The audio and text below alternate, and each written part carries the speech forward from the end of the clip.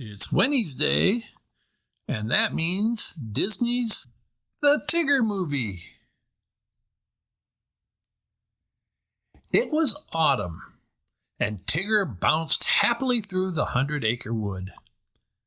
He bounced over to Pooh's house to see if Pooh wanted to go bouncing, but Pooh was too busy. "I have to collect honey for the winter," Pooh said.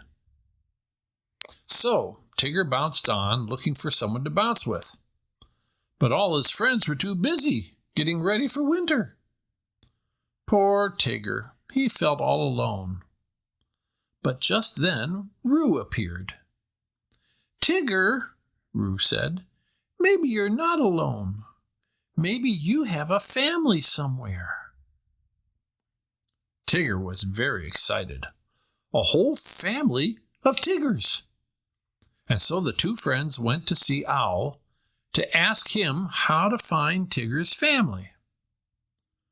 "To find your family, you must first find your family tree," Owl said. But Tigger didn't understand what a family tree was. He thought it was a real tree. So Tigger and Roo bounced off to the woods. Tigger and Roo searched everywhere, but they couldn't find Tigger's family tree. At last, Tigger decided to go home. As Roo bounced into Tigger's house, he crashed into a cupboard. There he found a small locket. Tigger held it up. "This needs a Tigger family portrait inside," said Tigger. "Now, where could those other Tiggers be?"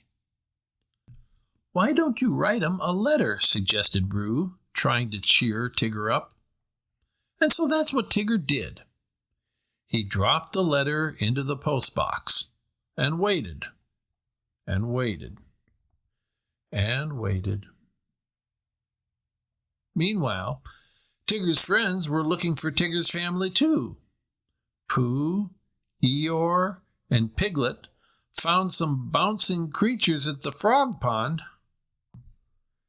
"They don't look like the right sort of Tiggers to me," sighed Pooh. Then they found some stripy creatures, but they were bees. Tigger was still waiting for a reply. Soon it began to snow, and Roo had to go home. "I wish I had a big brother like Tigger," Roo said to his mother that night. "But he is one of our family," said Kanga. "As long as we care for him, he always will be." Roo wanted to cheer Tigger up. So in the morning, he asked Pooh, Piglet, Eeyore, Kanga, and Owl to write a letter. The friends pretended to be Tigger's family. "Dress warmly," said Kanga. "Eat well," added Pooh. The friends knew that Tigger would like the letter. The next day, Tigger woke everyone up. "Look what I've found," he said happily. "A letter from my family, and they're all coming to visit me tomorrow." Nobody remembered writing that in the letter. What were the friends to do? Roo felt very guilty. Tigger was so looking forward to seeing his family. Then Roo had another idea. "We'll dress up, act real Tiggerly, and then Tigger will think we're his family." Everyone thought Roo's idea was perfect, and they began to get ready.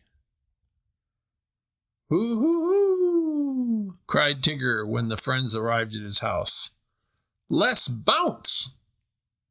Everyone bounced, but Roo tripped and his mask slipped. When Tigger saw it was Roo, he was very upset. He thought his friends were making fun of him. "TTFE, ta-ta forever," he said as he opened the door and disappeared into the night. Roo was so worried about Tigger that he went to see Pooh the next morning. Roo wanted to bring Tigger home, So all the friends went out to search for him. Meanwhile, Tigger was in another part of the wood. Snow was falling all around him. Tigger looked up and saw a magnificent tree. "My family tree!" he cried. "Tigger family, are you there?" But there was no reply. Tigger felt all alone. But he wasn't really alone. His friends were close by, and Tigger was overjoyed to see them. Just then there was a rumbling noise, and a huge pile of snow came sweeping toward the friends.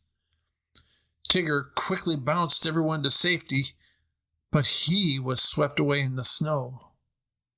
"I'll save you!" cried Roo. He bounced a huge bounce and rescued Tigger.